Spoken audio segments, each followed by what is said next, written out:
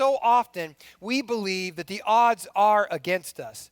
And here's the problem. Many of us believe that to our core.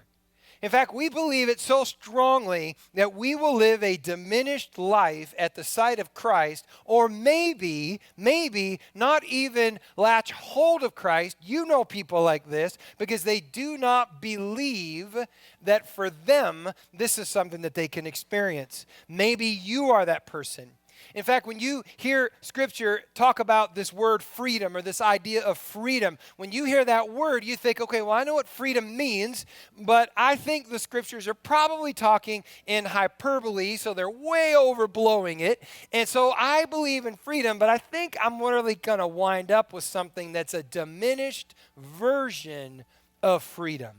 And so I wind up settling for the diminished version of freedom instead of truly living into what God said is absolutely possible for me as I walk at the side of Christ.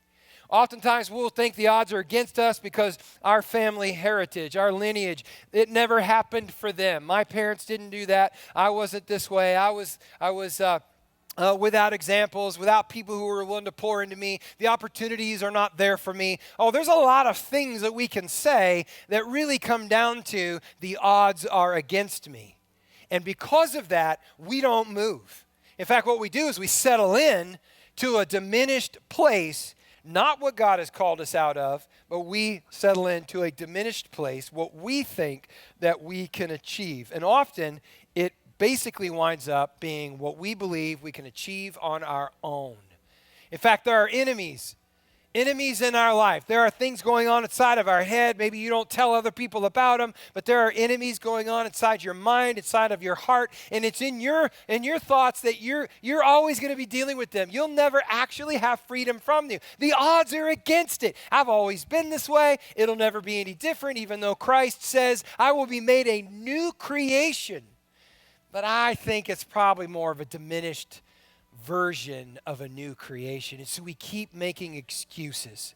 But here's what Gideon's story out of Judges teaches us. That when God is leading, the odds never matter. God is not playing the odds.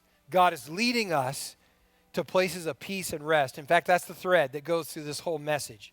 Is that it is God who leads us to peace and rest.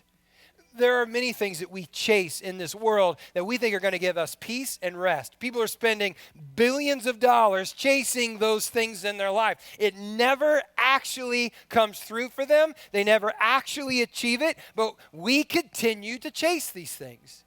And all the while, we need to know that it is God who leads us to peace and rest.